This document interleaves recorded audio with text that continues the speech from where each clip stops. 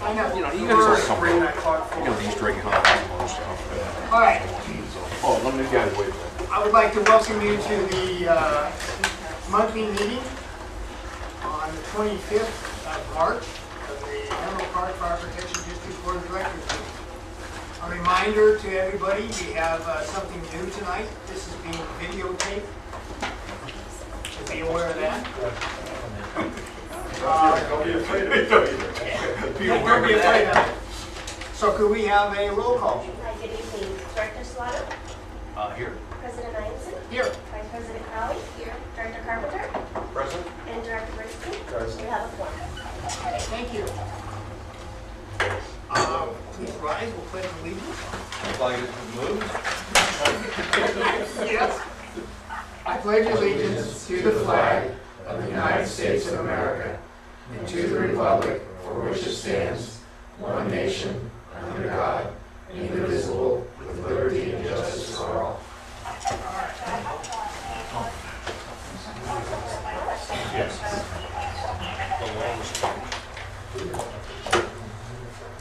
No, the law was changed. Veterans are allowed to sue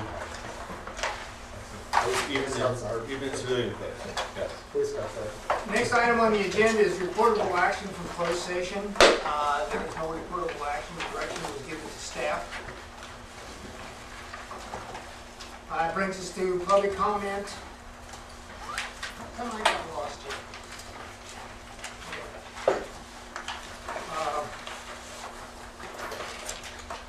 Comment number two. Number one was in closed session, so number two, where anybody can address anything that you would like to bring before this board. Would you like to do it now, or would you like? I can do that. This is about the preemption. You want to wait till we get to it, or you want to do it now? I can do that. You know, we're very flexible because we always want to hear from the public. All right, well, so, all right, start. You may start. All right, my name is Luke Foggy. I work for N-Track Systems, and I'm actually opposed to the purchase of the current preemption system that is being provided in the bid. I have some serious concerns as to the safety and the ability of the product to actually function for the firefighters and for the public in Menlo Park. I don't believe that the two other put preemption normally would be getting with the preemption device would be obtained here with the large trees that you have and it's inadequate line of sight. I believe that the products will directly impact the firefighters and public safety. I believe, as mentioned, as I had discussions with your agency previously, is that the proper evaluation for this product should have been done side by side, the two products, not strictly on price, but look at it as what's going to be the safest for your firefighters as they enter an intersection. And from my company standpoint, we had said that we would provide the equipment to do such a test. The agency chose not to do that. Should this pass tonight, I want to make sure that the funds will be restricted strictly to the $94,275. That's my basic proposition. If anybody has any questions, I'm more than happy to answer. Thank you. And I think that this discussion will probably come up under item number 20. So we're not allowed to just respond to. I have a question. What company? Director, we'll talk about it under. I'm just going to ask him his name, his company. Okay. What? N-Track? So that brings us to the first item, Menlo Park Firefighters Benevolent Report.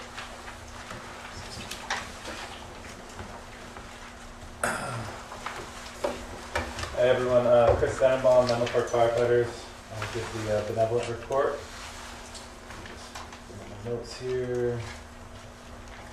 So I guess the first thing we have coming up on this Saturday in San Francisco, we have the Fight for Air Climb, and it's in the Bank of America building, 52 floors, benefits the American Lung Association.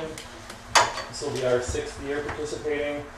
Last year we were one of the top fundraising teams, and we also won the fastest team trophy for the 4th consecutive year, so we'll be going for our 5th consecutive fastest team. We're also going to be competing this year in the firefighter division, which San Mateo won last year, so we plan to take that from them this year as well. So some of us are going to go twice. So I'll be doing 104 floors on Saturday morning, the 2nd time in turnouts. Mike Lemos is actually the top fundraiser for the event right now, so that's great too. So when we're also one of the top fundraising team in no small part, thanks to him. And then on April 19th, we're participating, or we have the partnership with the City of Menlo Park with the Egg Hunt. It's the day before Easter. There'll be signs about it, and we'll also be doing some advertising on social media. And then later on this summer, we'll have Rebuilding Together, which is more information will be out probably next month about that. Last thing, I just wanted to thank the district for continuing to involve us in the process. The recent approach that's been taken, we've been involved in several recruitments. We had a seat at the table with regard to the HR manager, business manager, and the ongoing PMP process, and we really appreciate that inclusive approach. It's been well received and a welcome change, so thank you for that. Thank you. Thanks. Chris, how many, go ahead, Rex. No, how many entrants do we have? How many firefighters from Menlo Park? 10. Chris, how did you score I was number 2 last year. overall? Out of 1,000, but it's not about me. If I could just catch Eric McGlennon, I'd be number 1. Chris, when is the egg hunt again? April 19th. I just wanted to. Yeah, hot dogs, t-shirts, and Easter eggs. Easter eggs. My little girl's running around like that too, hopefully. Thank you. Thank you very much. Reports and requests. President's report. No, he didn't do anything. Reports and requests from directors. Are there any reports and requests? Yeah, we'll get the, Yeah, we do.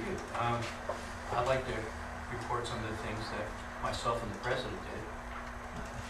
We went to the county LAFCO, which was on March 5th. And if you remember from the last meeting, the board had put my name forward to be one of the representatives for special districts. I lost, unfortunately, but the alternate, we came close. We only lost by 1 vote, right? most of the water district that we. Yeah, we lost by the water district, which is what we talked about before.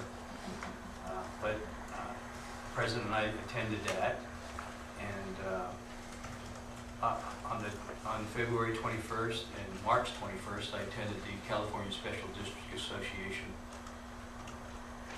conference where I'm on the legislative committee.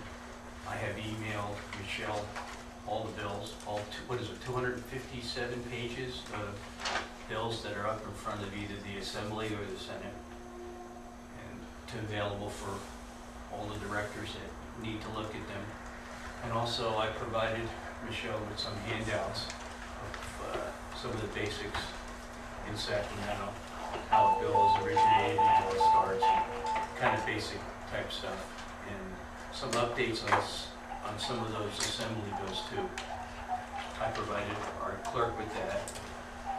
And on March 19th, I toured our communications and ISP facilities that we use from TEA, Darrell Jones. I went to South San Francisco and went through his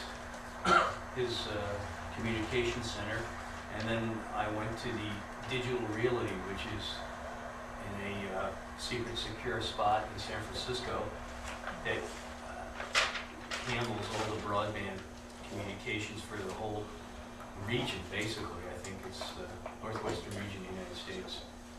And Darrell's got a bunch of servers in there too. Went through that, and he gave me a breakdown of, gosh, all the different services that he provides. And I was really impressed, with my background with DEA, where I was in charge of tech ops. I was very impressed that we're in a really good place with Daryl and his organization, TEA. I just hope nothing happens to him because he's a really wealth of knowledge and he's really set the foundation relative to that. And that's all I have. Oh, I have one more thing. I'm sorry. With the help of Frank's group, John Johnson, the Urban Area Security Initiative is looking for training courses that they want to fund, and they helped me prepare the response for Larry Plummer, who's their coordinator for training, and we're trying to get 5 arson investigator courses through, and thank you, Chief, for letting them help me with that questionnaire. So we're waiting for a response from the Urban Area Security Initiative to fund that. I think it's around $50,000 or something for the courses. And it's going to be offered regionally, not only to fire, but also to police, too. So I think they've already, John was telling me they've got, 40 people already signed up for the first one? Yeah. So that's all I have to say. Sorry, I don't have any more. Yeah. Sure. I just have, I don't know what TEA is. Is that somebody that the district works with? TEA. TEA, I don't know. Yeah, it's a communications group that we use for our radios and Is our a group a internet. company or does it mean? It's a company. I see. The county uses Telecommunications it. Engineering, Right. Telecommunications Engineering Associates. I see. The president and I, in June of last year, in our strategic planning group, we had Daryl Jones, who's the president and the CEO of the company, come out and do a presentation for us. And we were able to make some recommendations to the county, one of which was the new facility that Office of Emergency Services is going to build with the Measure A funds. So that was one of our recommendations that we had. And we had president at the time, Horsley, that attended our meeting. So also, TEA also provides the communication services for the Joint Powers Act for the ambulance service that we have here, AMR. So it's a pretty important group that we have.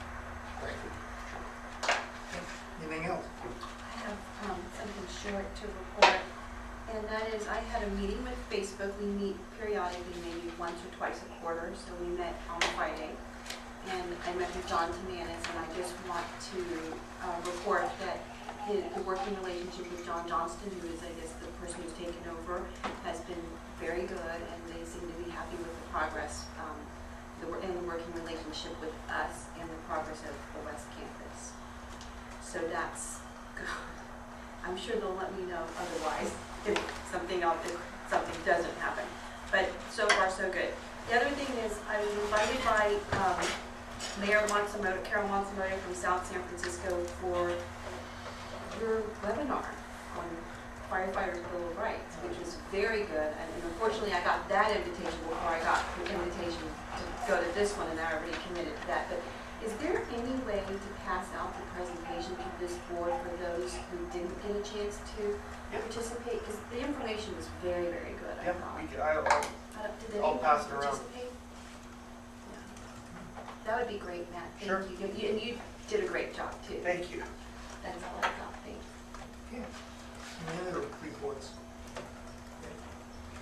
That brings us to committee reports. The only one that met was the Emergency Preparedness Committee.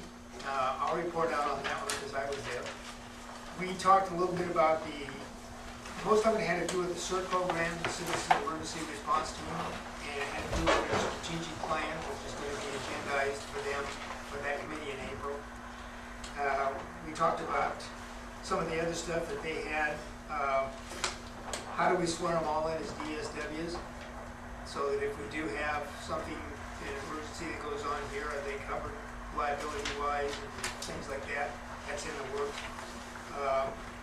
Code of conduct form, we need to have that, because we have one for firefighters and everybody else, and they need to have code of conduct so that they understand exactly what they can do and can't do and what they're expected, how they're expected to act. Basically, we looked at the strategic plan, how do we make it more workable, how do we do better clarity so that it's spelled out in there. And we also talked about the staffing, is that there's certain people in the CERT program where you need some leadership, and how do we provide that leadership to those particular individuals when we do have an event, and how does it interface with the fire district so that they're all on the same page. That takes care of the emergency preparedness. Is there anything else that you can think of? I'd just like to add a little bit more about the CERT, because this is something that I was involved in for being on the CERT advisory board, and I'm part of the Willows CERT also. There's a lot of restlessness among the leaders of the CERT organization, and I think a little bit of frustration with bureaucracy and things like that. And the feeling is that we need to be more prepared than we are for a major catastrophe. And I think it's important that the district focus on this, because not enough staff time is devoted to CERT, and that's not a problem.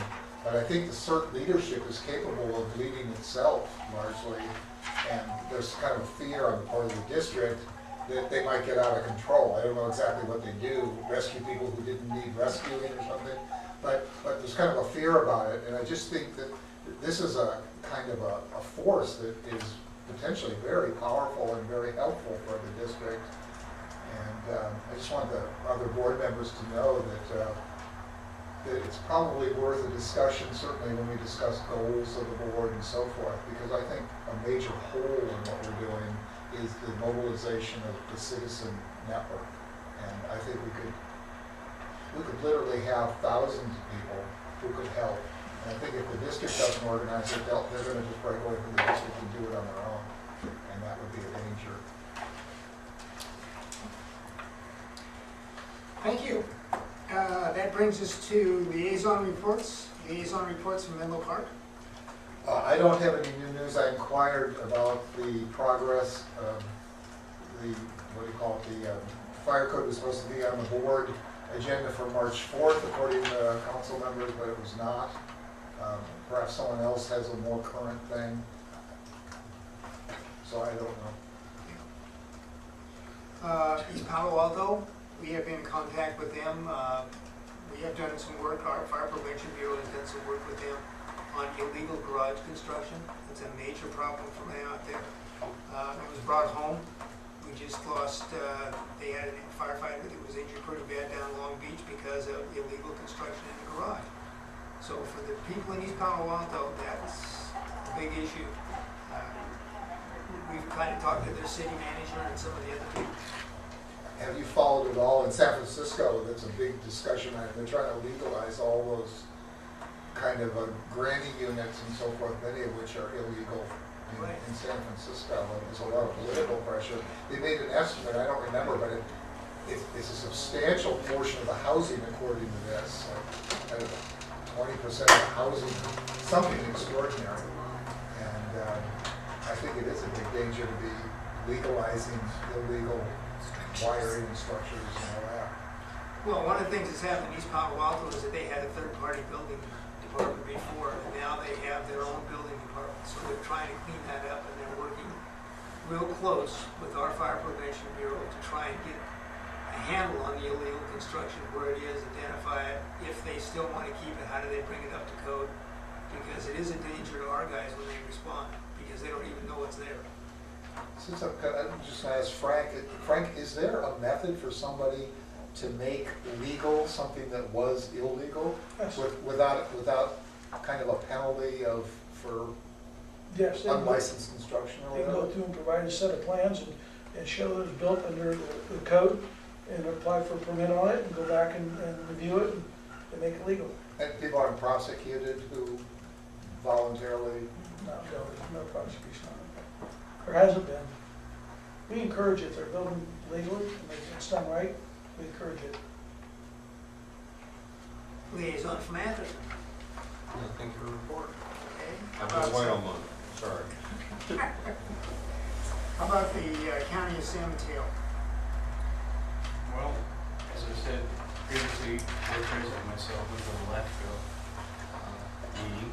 And then secondly, we were able to get involved with the County Special Districts Association. And their next meeting's in June. And Rex and I have talked about sending a representative. If it's not going to be either myself or board president, we should send someone, right? I think so, yeah. So it's in June, and they're supposed to send us out a notice. I think it's important. There are 22 special districts in San Mateo County. 4 chief or fire districts? Yeah, 4. But we're kind of unique because we're not controlled by a city council. We have our own board ourselves in Woodside, correct? Woodside's the other one, and then Coleman. Tacoma. All operate like a true fire district. Thank you. And co-side. Well, CoSide. CoSide, right. CoSide, they have a contract. Funny you should mention that. I just got some correspondence. There you go. The LAFCO meetings are held on the third Wednesday of odd-numbered months at 2:30 in the Board of Supervisors chambers at the Hall of Justice in Redwood City. So I think we need to pursue that because we have talked and this board has been in favor of consolidation before. We've talked about that, and that's one of the vehicles to get the ball rolling is through LAFCO. But the bottom line is just like Director Solano said, is that they are heavy into water departments, which is fine, but that doesn't address some of the other issues in the county. I think we need to go, we need to have some representation, and we need to bring up some of these things. And he and I talked about it, and we're prepared to do that. That's what it takes. It's a good time because they're coming up with an alternate position. Is that right? Yes. Rex, and since I only lost by 1 vote, and they kind of invited us over, they said, you know, maybe your group needs to participate a little bit more. And they were trying to dangle the carrot in front of us. Actually, I would encourage you to follow up on that, because I think your point about sort of the water district preoccupation is great, because it basically says that that's what LAFCO is trying to protect. Right. And we're not fire consolidation is not a threat in any way to that. And so I would encourage us to engage with them and see if we can use them as a vehicle to stimulate countywide discussion. We're certainly not going to get it from city managers and people who have sort of vested interest in the current system. So if I can do anything to help, I'd be pleased to. But I would encourage us to engage LAFCO. And I think we, just because their meetings are such offbeat times, it's not on a regular basis, I think we've kind of overlooked them a little bit. I'm with you. I think you're right. You know, if we just go to a couple meetings and keep raising the question of consolidation at some point, you know, they may well just simply say, well, you know, that's something that we really ought to put on the agenda, and then we can get a discussion going there and see what happens to it. Well, so I'm the other county liaison, and I probably have more flexibility in my schedule to go to those offbeat time meetings. So if you need help there, I'm happy to help too. Good. And I'm in Redwood City a lot anyway, so it's easy for me. Got it warm now. Also, we were, Director Carpenter, Rex and myself were able to stimulate when we raised our ISO rating from a 3 to a 2, the importance of water relative to those ISO ratings. And what, we have 4 water districts in our fire? 5 water districts in our fire district. So water is as important to us as our fire districts is important to them. So you're right, you know, we should really establish a really good relationship with them. And we need to reach out to them. There's no doubt about that. Could I just add, LAFCO though is really an advocacy agency or anything, right? They're just a procedural agency that. No, they don't- No, It's legislated out of the state. They have the authority under the state of California, Local Agency Formation Committee, to basically initiate all sorts of reorganization of boundaries of government agencies. And so it's a wonderful place to have this consolidation discussion. Well, I was under the impression they just sort of ruled on them, but I didn't realize. They need to approve the I didn't realize consolidation. they initiated those They need things. to approve the In consolidation. fact, I think the most important thing about ODA is dealing with boundaries between the special districts. It's exactly what Peter said, that's why they're actually have more authority and influence than people realize. Anything else? No, I did not get a chance to meet with anyone in District 3, Don Horsley, but there's nothing to report there. Okay, thank you. Report from the fire chief for discussion and direction. Reports in your packet. I'd be happy to answer any questions. Do you want to bring up the, Yeah, I think we got Director Solana has some questions. I heard today that we're going to be deployed in Alaska for a training mission. See, right, see how that works. I'm leading you. Here you Right in go. there. Here you go. That's correct, Director. So the It's not in your report, that's why I wanted The exercise we're being deployed to is called Alaskan Shield. Originally, the Washington Task Force was supposed to respond to that. In fact, they've been planning for months and months for that. Unfortunately for them, and fortunately for Washington State, they were deployed to the mudslide. So their task force is currently on point with the mudslide, which I think is a great thing for everybody involved.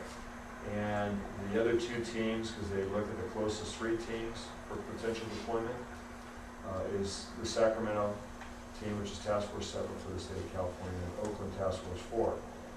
We're the fourth closest team, but they take the three closest if they need them. So they had a void because Thursday is when the team needed to leave for Alaska. They didn't want to not participate from the FEMA side of the house.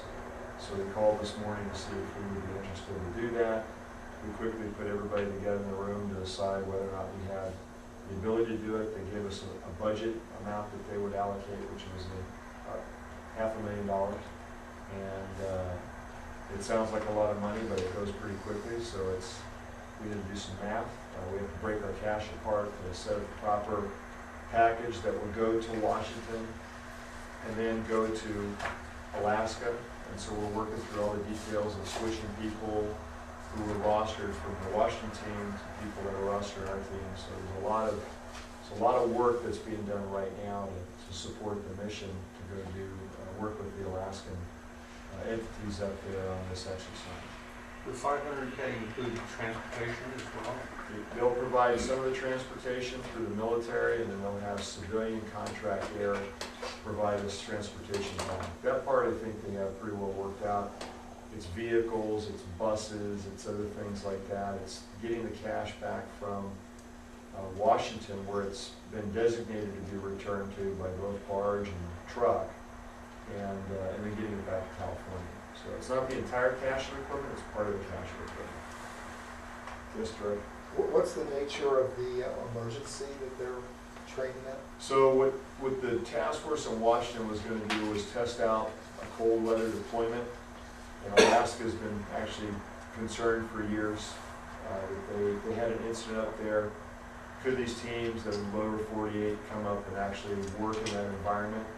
So they're bringing up different elements of the cache that would be tested in a cold weather environment. That's one of the tests. They have a debris pile. We'll be working with the National Guard up there as well, doing standard drills that we would do in a debris pile, looking for people, searching for either people that are deceased or alive, and seeing how that would work, and they'll simulate some of those things. And then they'll be living in outdoor tents. And I'm not sure what the feeding is yet, but sometimes they eat MREs and so forth from the pile, and maybe they get a hot meal at nighttime. It's 2 consecutive shifts of 12 hours. So about 24 hours of continual operation so they can simulate, you know, the challenges of having to get resupplied and rotating people through and so forth. And where is it? It's in the Anchorage area, Yeah. and they have a debris pile they built up there for this exercise. There's a number of other federal agencies that will be participating that is planning for many months. We get about a day and a half to plan and prepare and break everything apart and put it all together. So in one way, it's actually a pretty good More challenge. realistic. Yes, much more realistic. But not targeted to either a tsunami or an earthquake specifically? No, they just want, I mean, from the task force side, I mean, obviously the rubble pile is going to be an earthquake, which Alaska had a great earthquake many years ago in the 50s. But, you know, I think mostly from FEMA side, they wanted to interface the teams up there because I know, having taught up in Anchorage, that they feel not only very isolated, but they also feel like they don't get a whole lot of attention paid to them. And what if they had an event in the middle of winter? Could, you know, these teams, you know, could they come up there with the equipment work? Would they be able to, you know, do what they need to do? And so that's part of the simulation and proving, if you will, as well. Quick question. This is back to your report, Harold. Yep. For the policies and procedures, I'm glad that things are moving along in a positive direction, especially after Kristen and Lon's report. Right. So I just was curious when this final draft will be done. I know y'all are in the second phase. Any kind of timeline that Right you're now, following? Dan Belleville, who was the interim chief, gave me a bullet-pointed list that I need to go through, and the different people have been assigned. There's sections I need to take care of or look at. There's things that EMS, Paula needs to look at, fire prevention. You know, some of the work is getting distributed out that they're working through. At this point, I would say they're going to be at least another 3 months in this process. And it's been, you know, it's been every day, some days, all day. It's not the most pleasant thing you can do. But there's been a lot of benefits. I think Chris alluded to, it's a collaborative environment. They bring different people in. It's kind of been a game changer in terms of, you know, not only having a lot of eyes on it, but also people's perception of what it takes to make change happen, and that they see it happen. So I think it's, you know, it's money well spent, but I don't want to shock you, but it's not cheap. Because what we tried to do is involve people that we knew. If we tried to do it, pulling engines out of service, and they got a call, that would disrupt it. If we didn't have people on their days off, we could be compensated in some way, especially with family obligations, that would be very difficult for them to be able to participate. So, you know, we put a lot of time, energy into this thing so far, and it's paying off. Okay, one other question regarding the fire code adoption in the unincorporated areas. I'm one of the liaisons for this unincorporated area in San Mateo County. What kind of help would you need from? Well, I'll defer to Frank. I think right now, you'll have to answer in terms of the help, but I think it's just a calendaring thing for them. They had to push it back. I mean, I don't think there's any opposition whatsoever. We've completed our process on it quite a while ago. What they're trying to do is get all the county areas to go under one approval, so Woodside, CAL FIRE, and us, and they're doing the comparisons. Right now, we've volunteered to help motivate and get this completed, so we're just waiting to get it turned in. Okay. There's more No pieces. opposition. Right? There's Okay. more pieces. Well, I'm available to help if you need help. I appreciate that. Thank you. Yes. Back to you, sir. Yes. I saw on the roster, does the yellow mean that they're USAR trained? Yes. It does. So, how many, by doing this deployment, how many firefighters, captains or whatever, are going to be short or provide for this operation? I'll ask Frank that because he was dealing with the roster all day today. I don't know who got rostered yet. They're calling down the line right now, depending on if you're on the red, white, or blue team. It's going out the door, and we get anywhere from 6 to 8. Our maximum we'll allow to go out the door is in the neighborhood of 20, but we're going to reach that one time in the past, and those are large-scale deployments. So we're looking at a very small number for Menlo Park. It won't impact our schedule at all. There won't be any overtime issues or anything like There'll that? be overtime issues, but those are all But they'll be compensated? 100% reimbursable. Great, and then, the agencies that are involved other than our agency, what are the the agencies that are gonna be involved, other than Menlo Park? So it's all the agencies, the fire agencies that are around us, both in San Mateo County, Santa Clara County, San Francisco, Monterey County. Part of our task force 3 team. Yeah, they're all involved. So there's many fire agencies, there's up to 20 different participating agencies. Some are fire, some are like companies like Genentech, SRI. But what I'm asking is, what, like, we're talking 8 or 10, how many of those individuals are like from like San Mateo Fire or? There's maybe 6 to 8 from Menlo Park Fire. There's 18 fire agencies and 3 to 4 agencies the chief mentioned on it. So it's broken down and spread out amongst those, as well as a number of civilians that aren't affiliated with the fire department. So there's a sprinkling across. There's no one agency that's weighted any heavier. That there just happens to be where you fall in rotation. Okay, so what I'm trying to say is that there are other participating agencies other than ourselves that are doing this. We may end up one from almost every participating agency at least, and then multiple in some agencies. There's going to be 70 personnel traveling with us and 3 evaluators. And we won't know until they call everyone, Okay. who actually Fine, says, yes. I'll go, or sorry, understand. it's a training exercise. Yeah. Okay. We may know by the end of tonight. Thank you. Oh, That's- I didn't know how the process was for recruitment. Yeah, if it was Was a that real what it'd be event, called? Recruitment? if it was a real Volunteer event, recruitment? Let me give you my understanding, and Frank and the chief. You know, each of the participating agencies has slots on the task force for which they're responsible to provide people. Okay. And so when a call goes out, then their responsibility is to fill those slots from one of the qualified people in their agency. Okay, thank you. Can I answer your question in one different way too, because I think it's really important. One of the reasons I said yes to this today was the team is not deployed in many, many, many years. And so you have a whole new generation of people that have never gone. And so this is a great opportunity for them to kind of work together, to actually experience a deployment, go someplace, even though it's 10 degrees and they're probably not going to be very comfortable. But that's okay, because, you know, deployments are uncomfortable and they're, you know, chaotic, and that's what it is right now. So that's all part of the game when, you know, something really happens and the phone rings and we have to go somewhere. So I think, you know, there's a lot of energy right now, positive energy about people going on this deployment because they see it as an opportunity. You know, I feel bad for Washington's team in a way, like I said, but in another way, they're getting out there and actually doing some good work. So, I mean, that we were picked and had an opportunity to go is, you know, outside of asking the initial questions, can we afford it?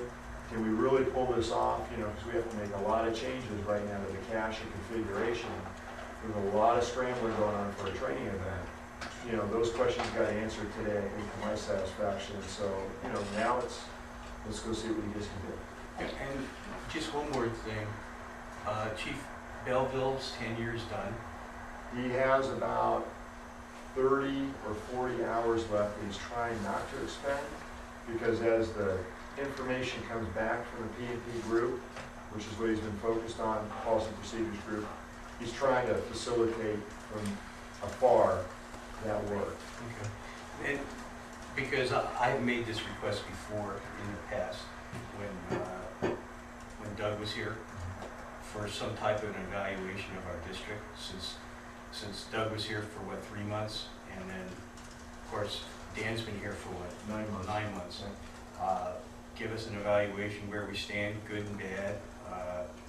I requested it, I think, 4 or 5 times, and I think now's a perfect opportunity when Chief Belleville's kind of toning down with his hours, that he write some type of a report or bullet our chief to kind of give us an evaluation, because they've been here and they've been from the outside and they came in here and they looked at us, and you know, we're doing some fantastic stuff here, and you know, we're lucky to have you, especially in this situation with this immediate deployment here.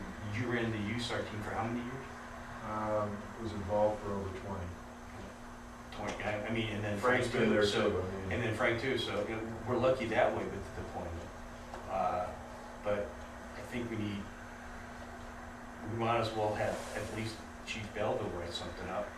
We never got anything from first intro. I would like that. So, I know Director Hines and I have talked about this before, so in terms of direction, if I can get direction from the board, because I don't disagree with Director Solano, but it's gonna require more than one director to give direction. You want me to make can I make a motion for that?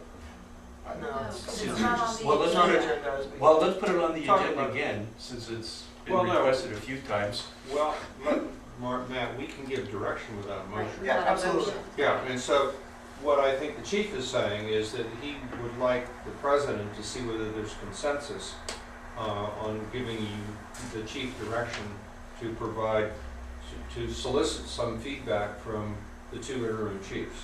That'd be good. And I would certainly concur that that would be a useful thing to do.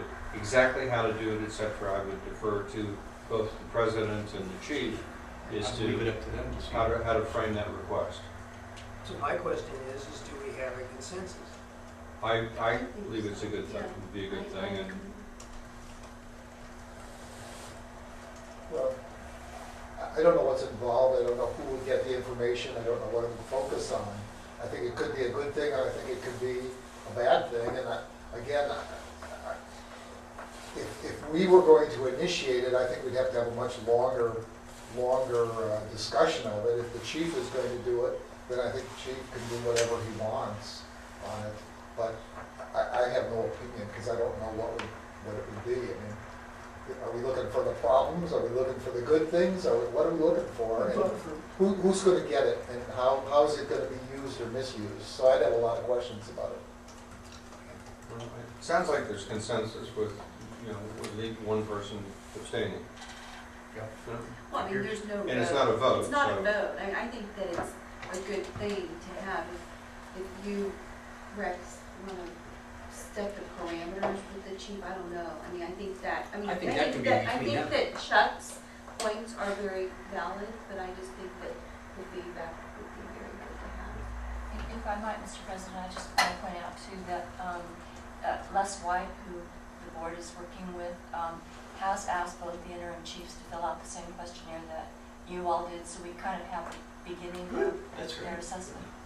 I didn't know that. Thanks, Very good. Susan. That's helpful to know. But I'd like to add one more point to that. I think Les White actually might be a good source of information about the district as well. Yes. So- Being a former city manager, yeah. And that's the But I reason- mean, the fact that he's facilitating our. And that's exactly one of the reasons why we contacted him, was to do that kind of third-person evaluation of where we're at, not only with the district, but where we're at with the board, how do we integrate, all get to on the same page and move the same direction. So, yeah, I think that's happened.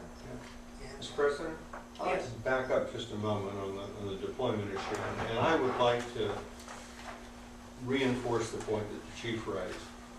These deployments provide us with training that literally we could not buy, and we're being paid for it. Right. Correct. And it gives us a depth of experience that very few other agencies of our type have. And I just want to provide my support for the decision that's been made to accept this deployment. I think it's a great thing. I know it's going to be a stretch and a reach, as every deployment is. Oh, yeah. But as you pointed out, this is where we really learn, because we're doing something and we're doing it under pressure.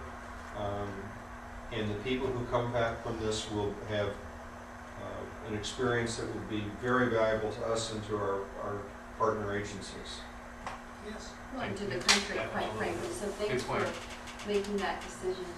Well, we didn't do it easily, I'll No, tell you well, that. but I think it's good It was a professional. group decision in terms of fact-based, again, it was about equipment, it was about people, it was about cost. So, once we could get all those answers in place, and a lot of people had to crunch numbers and do things, that it made sense, and we said yes, and you're right. I mean, it was, from the practical side, it was an easy decision. From the operational side and, finance side, Financial it was, the proof was in the, proof had to be in the numbers, and just to give you a sense, they were given the Washington team almost $100,000. The Washington team's not gonna write us a check. For 100. No. No. So, all that money's gone, and And so we had to really figure out how we're gonna really make this happen. And, you know, we may have to dip into some task force funds that we have for training, but again, to the director's point, that's what this is, so that Great makes sense. experience and professional development too. I wanted to ask one more question too. I mean, it's a stupid question, but I assume we're not driving any equipment to Anchorage. No. Now, they're gonna, how we get the equipment back, and they're still working on it from Tacoma, on the backside is gonna be the, kind of the trick. On the front end, they're flying military on a C-17 Out of town. out of Travis. So that's, we've done that many times. And they're not taking the full cash, they're taking basically one truckload of equipment, again, specific to what the test model is asking for, to see how the performance is in cold weather. And so that will, you know, hopefully not have a problem either getting there or getting home. But that's for us to work through, which is great. Again, logistics needs to work through a number of real transportation issues. And this thing's moving on, it's actually being barged on a boat at one point. So, they'll have an interesting experience coming there and getting back. We'd love to hear the report at the next board meeting. Yeah, hopefully have a good report. Right, thank you. Well, there's always an Maybe after pictures. action report. Yes, pictures. And it also makes a great story, Yeah. and I'm sure you're doing it. Oh, yeah, very well, yeah. Just waiting for a little bit more info before we get there.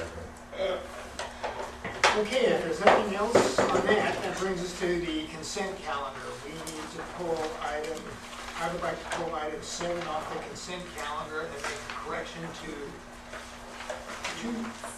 two parts in the minutes. I'd like to do 11.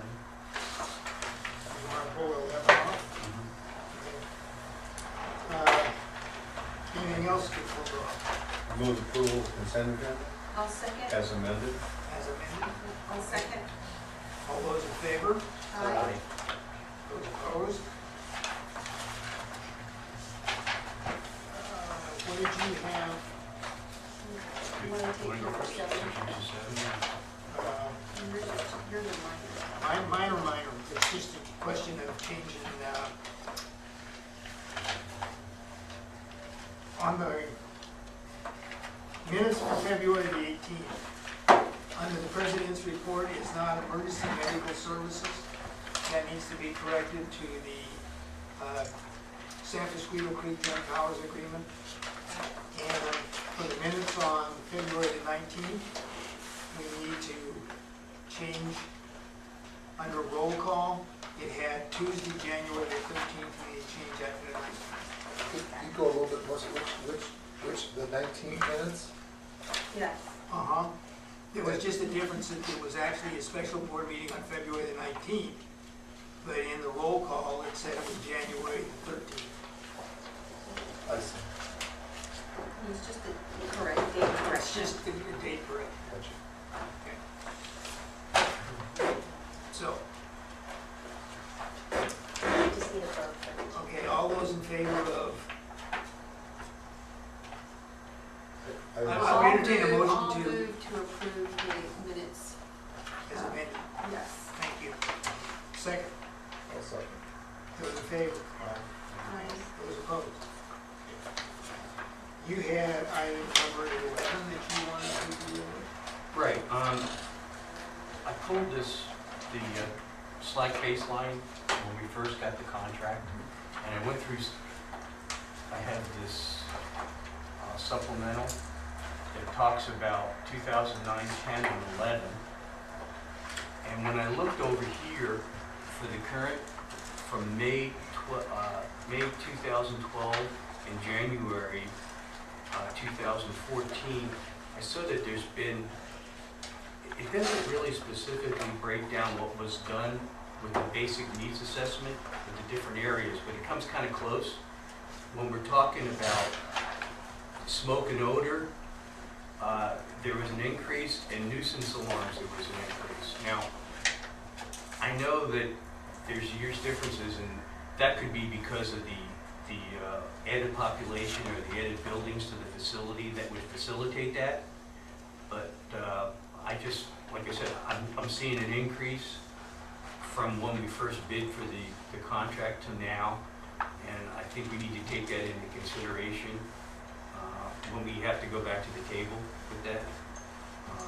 I don't know if we charge the penalty alarms, or, that's up to you and your staff as to how to handle those, but I see an increase, and like I said, this may be because an increase in buildings that are on the facility, increase of actually personnel that are working there, because, from 2009, 10, and 11, and, there's like a two-year difference, and I don't know, has there been more construction there on the facility? So this may make up for that, but I just think we need to be aware of that as a board, that they're growing, and maybe we need to adjust either our response times or look at a squad vehicle for our station off Alameda. I mean, it's totally up to your staff, but I think we just need to look at it and just see that. And that's the only thing I have for 11. So that's just, it was just a. It was just an informational. I move item 11. Okay. I'll second that. Okay, I want to add just one question. I don't know if this is typical or not, but 2/3 of the calls are false alarms. That's correct. Is that normal just in general? Yeah, they have older facilities and older systems in those facilities. And currently, they're going through a major renovation of their campus. So as they renovate the buildings, or as they basically replace the buildings, they upgrade the systems. So the numbers are predicted to fall. The other thing they've done as well is they've trained the security staff to be first on point, where before, when Palo Alto was on campus, they were the ones that responded to everything. We're okay to start responding, but a lot of times we're canceled in or out because their security staff gets there and finds out that it's a false alarm. But these false alarms don't include the things that are canceled en route, right? Some of these do. They'll call us and they'll find out they don't need us there, and then they'll cancel us en route. I thought they were excluded from. No, they still have in the numbers. We're still keeping track, because under the performance review, they want to make sure we can get to the front gate within so many minutes. They're more concerned with EMS calls, quite honestly, than they are with some of these alarm soundings and so forth.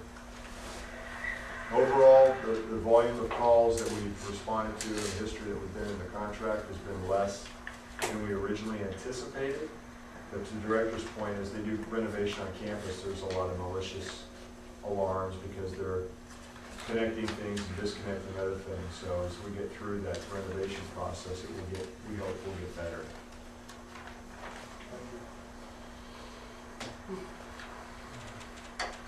Anything else? Okay. We didn't vote yet. No. No, Motion so on to 11. take it, I'll call the vote. Okay. Those in favor? Aye. Those opposed? Good. That brings us to our regular agenda. Item number 13. Consider and approve the National USAR and Rescue Response Systems Fiscal Standardized Semi-Annual Performance Report. Second. All those in favor? Aye. And I need to recuse myself from that. What is that? Because he's I'm a member involved. of the USAR Trainer. team. Can I just ask a question about it? All right, but why are there all these overlapping contracts? Is that just because they're pots of money and they want to use them? It's your federal government at work. What it is, as you know, the federal fiscal year is different than a standard fiscal year that we use. We talked about that.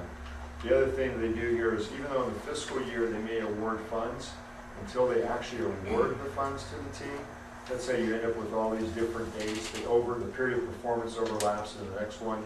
It's basically when the government is having some of its issues with shutting down or, continuing resolution, that really disrupts the entire process. But quite honestly, as long as I've been around the system, it's always been disrupted. There's always either been issues because there was an election, there's someone new in the White House, a new process, a disaster happens. So all those things tend to kind of convolute when the money comes and when we get the money and when we get awarded the money. So yeah, it's difficult. It's really difficult on the staff to keep track of all the pots of money and then specifically what the scope of work was. So and Amy's down there, she does a very good job of keeping all these things straight. In general, do we use up all the pots as they expire? In the past, there was a problem that the pots weren't getting used up, not so much with us, but other agencies. I can tell you, we wish there was more money. But it becomes difficult when FEMA themselves put things in the agreement where you have to do a specific type of training, where you have to do an exercise, where you have to buy specific equipment. Those things tend to cause problems only because to acquire that or to do whatever it is they want isn't sometimes as easy as just saying, go do it. It takes a lot of time to make things happen. So for example, if we had to do a mobilization exercise, which is what we're doing right now, that would require a lot of planning, a lot of work, and then maybe a disaster comes up in between when we have to do that and actually, kind of precludes us being able to do it. Or the government shuts down, they can't send evaluators out now because nobody gets to fly because the federal employees are no longer allowed A, be at work, and B, go anywhere. So, they tend to create their own problems by the way the government actually works sometimes. And so that makes it difficult for us to spend money at times as well. But let's say we plan to buy a utility vehicle out of one fund or something. Do we have the discretion to buy it out of a different fund, or do each of those decisions have to be approved by FEMA? They have to be approved, but within the scope of work. So the good news is, once they obligate the funds, unlike maybe NASA, where you shut down, we get to keep working because the funds are put into what's called a smart link account, and so as we use the funds, we can draw the funds down. So we continue to operate, where other entities of the government don't. And we've also set up a reserve so that when there's a gap, the district fronts the money and then we get reimbursed because we don't want to go through a discontinuity of shutting things down. And they've actually gotten, in terms of reimbursement for real incidents, they're actually better than the state of California is now. And I would hope actually the state of California would adopt what FEMA's done with the Smart Link, forwarding money to the teams when there's a deployment, so it offsets some of your costs right out of the gate. The state doesn't do that, it takes months and months. Chief, one of the things that we were absolutely pros at years ago is we had some great scroungers that would go out to base closures. We're getting ready to see another big, huge reduction in Defense Department funding. And I would encourage you to get the scroungers cracked up. Because there's going to be an opportunity. They stopped the scrounging. Did they? Yeah, they did. There's talk about it coming back, but I guess there was some bad experiences at the program office with certain teams that were scrounging things they shouldn't have been scrounging. I like to believe that caliber shells that they were picking up. well, yeah, there was some stuff. I won't go into any detail, but I think we actually did very well on that, to your point. And we had cranes that were being, given up by Concord Naval Weapon Station that we were still using the rail cars that we had for storage and so forth, forklifts, equipment. So there is a benefit. Unfortunately, I think trying to sell that again at the federal level has been difficult.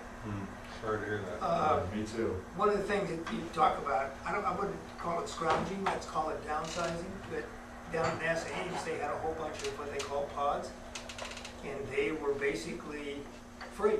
So we picked up a bunch of them, reconfigured them to our team, and it is great. I mean, for our standpoint of view, because it just puts your cash, okay? So that takes us to item 15, consider and adopt the resolution authorizing the fire chief to execute the 7th Amendment to the master lease, and this is for the warehouse that we house our urban search and rescue team in. So moved. Second question. Yes. We have from time to time talked about alternatives. Yes. This is a sufficiently short time frame, so I'm not worried about whether it would preclude us looking at alternatives. Anything new on the alternative front? There is. I met with SLAC on their quarterly performance review on Monday. We discussed this very thing. And one of the things that we need to do within the next 30 days is identify what our needs assessment would be if we were to request a facility on DOE or SLAC property. So that's one of the things we'll be working on in the very near future. I was gonna actually tell these guys today, but I didn't have the heart to do it because they're a little busy right now. So, we have some templates. Yeah, it'll be Manny as well. There's some templates out there for what we need, but obviously,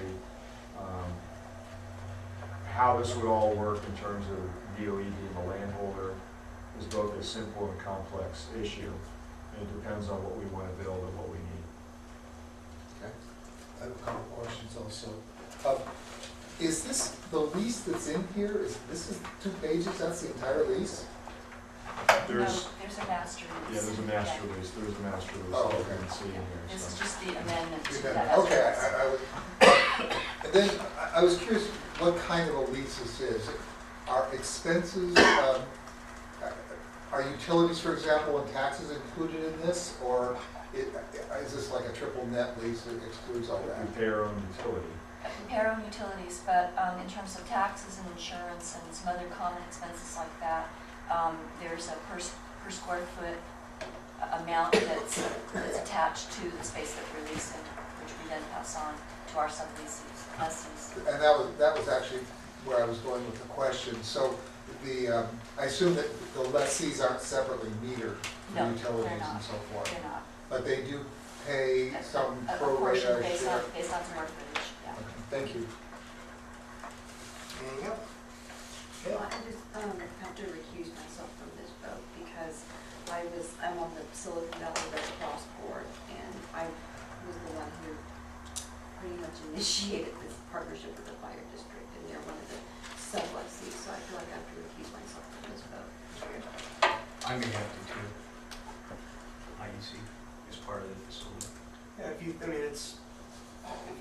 feel more comfortable accusing yourself, I see no problem. Okay.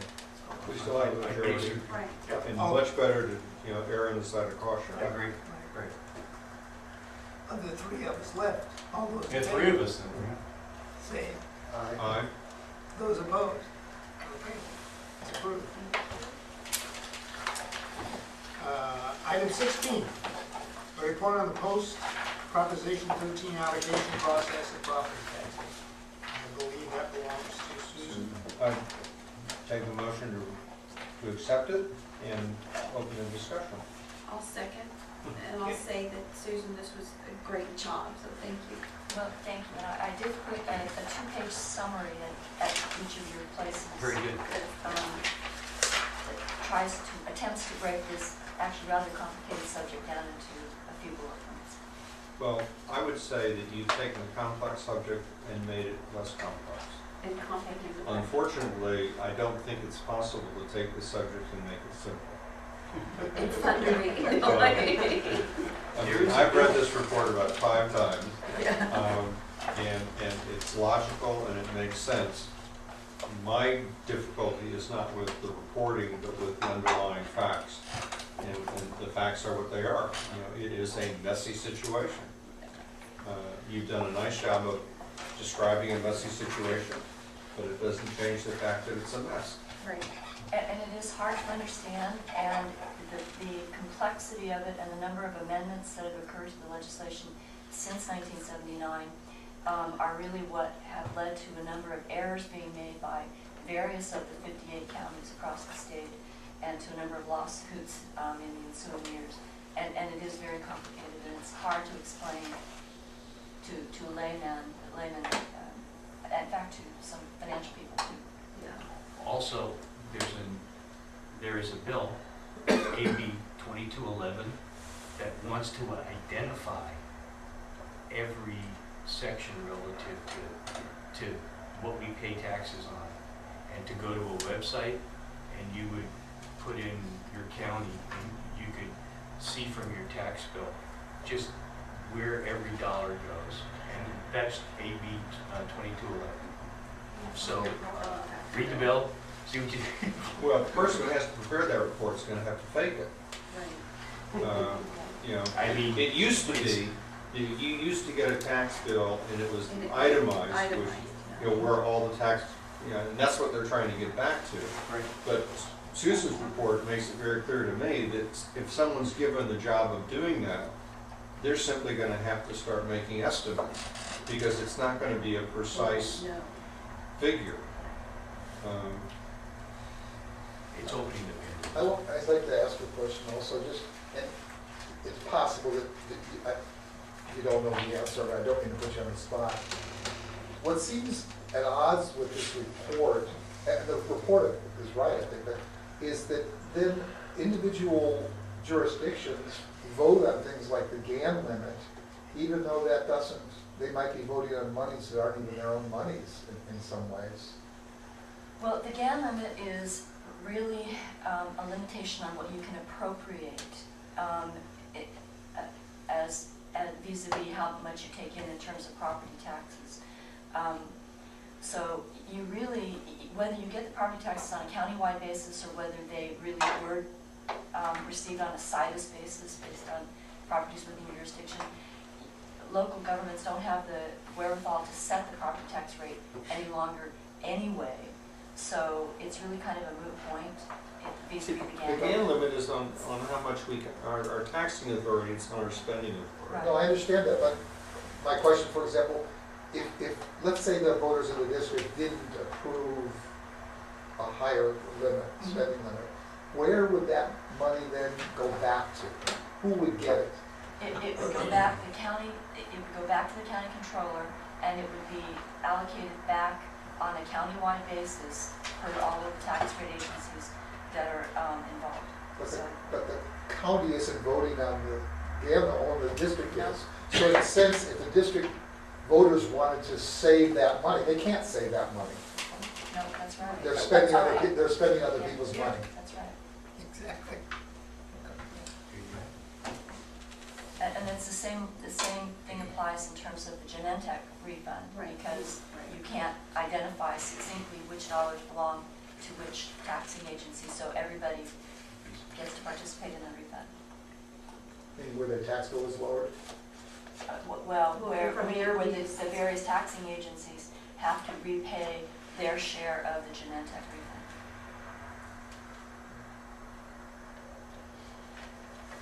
Any other comments? Thank you very much. So- Thanks for the report. The town of Atherton wanted this report, right, Peter? Pardon?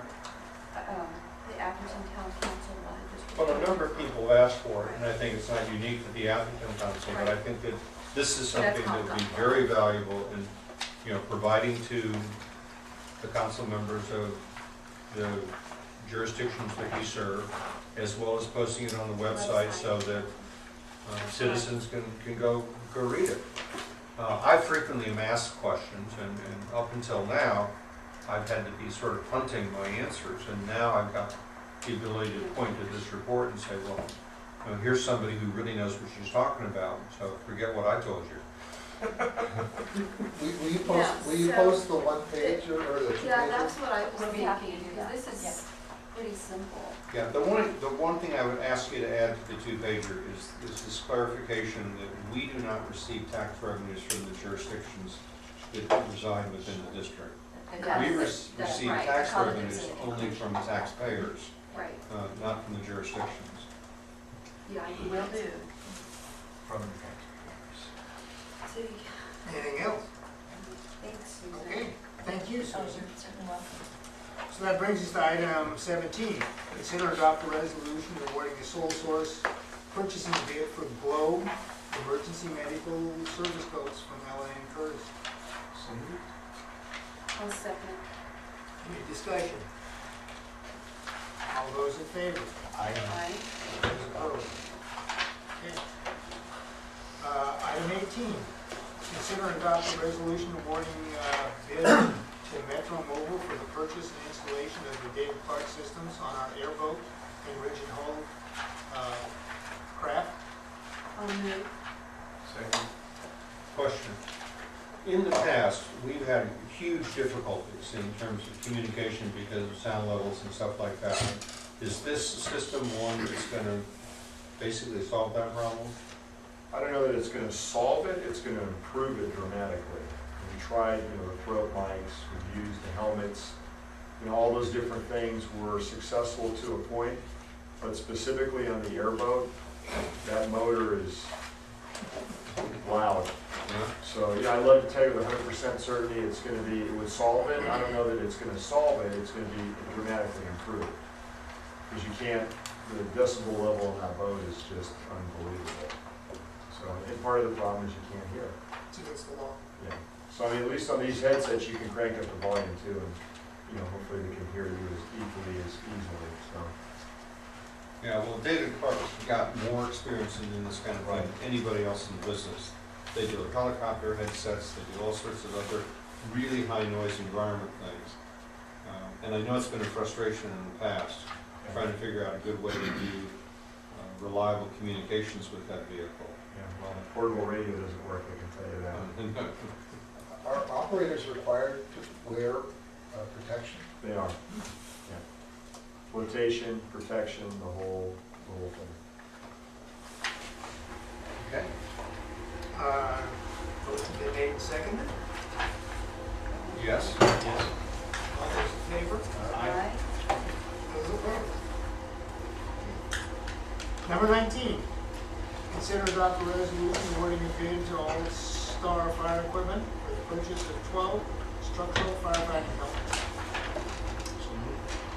I'll second. Question? Question? Chief, as you know, I'm a real bug on personal protective equipment. Are we moving in the direction of getting, is this simply continuing what we've had in the past, or are we improving the quality of protection that we're providing with this? So with this purchase, I don't know what the latest standard is, but I know that we buy the latest standard equipment. So if the standards are improved or changed, to your point, we'll buy that latest standard piece of equipment. So from helmets that we had, you know, I'm not going to say years past, but not so long ago, the quality does improve as they do more testing and they have a newer, higher standard that the manufacturers have to achieve. I guess the thing I'm concerned about is that as I travel around, I see most U.S. fire agencies still using what I would call more traditional types of helmets. And when you look at the European agencies, they're much more protection oriented and not at all concerned with tradition. You know, they look much more like race car drivers than they do firefighters. And I have the sense from looking at these people and from talking to them that the level of protection provided is substantially higher. Is there any movement in the U.S. fire community to say we can do a better job with that protection, and we don't need to be traditional in terms of the way these things look? Yeah, I don't know if there's a movement. I think the traditional look is obviously something the firefighters like. I can tell you that, you know, what's under the lid of what's under the hood of the car looks different. So the 3-layer impact cap is different than the 2-layer or 1-layer or no layer that probably Rex wore years ago. You know, Yeah, for those of you not familiar, those helmets used to be made out of leather. They were pressed leather. that was it. Yeah. And it was a liner, that was all there was. So, you know, the look is they try and achieve, that's what they're trying to achieve, the traditional look. But again, what's underneath is, in terms of safety, the impact has really been where most of the work has been done. There is more work being done on the air masks than there was before, because whether it's a heads up or changing over to glass and different things because of the plastics melting, that's been a real concern. So I can also tell you that the plastics in the helmets, they're looking at those because of the higher heat environments that they're getting into, you know, so you can't afford for the helmet to melt. That's not something we want. So there is some work being done, but is it like a European all-in-one helmet? I would say we're not there yet. There's people who aren't convinced that's the way to go either, but, you know, it looks different and it is different. Well, as you know, my wife and I have provided a set of the European equipment for evaluation, and I make a standing offer. Anytime you find a set of equipment, PPE equipment, any place in the world that you want to try to evaluate, you let me know and we will contribute it to the district for evaluation. Appreciate that. Because I think it is a real, it's sort of like fire engines being red. you were allowing tradition to really interfere with safety and concerns me. It's an operational issue, it's not a board issue. So I'll simply raise my voice and let it go at that.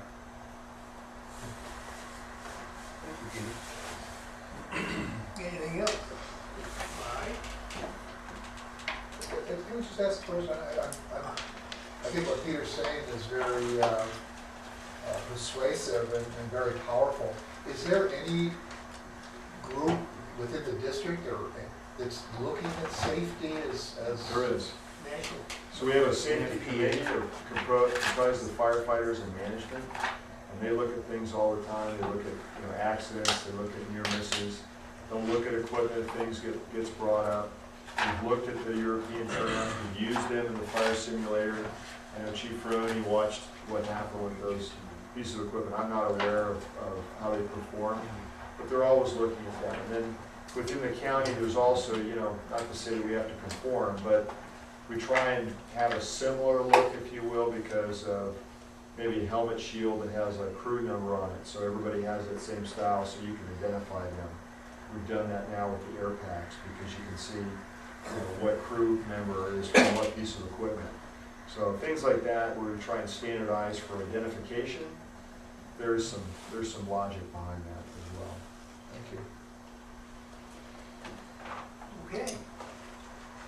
All those in favor? Aye. Those opposed? Mr. President, before you go on to the next item, can we take a 2-minute break so that Michelle can change the tape and the camera? It's got a 90-minute lifespan and it started before the meeting started. It's flashing. Okay. Just kidding. I didn't realize we were on tape. Yep. Oh, yeah.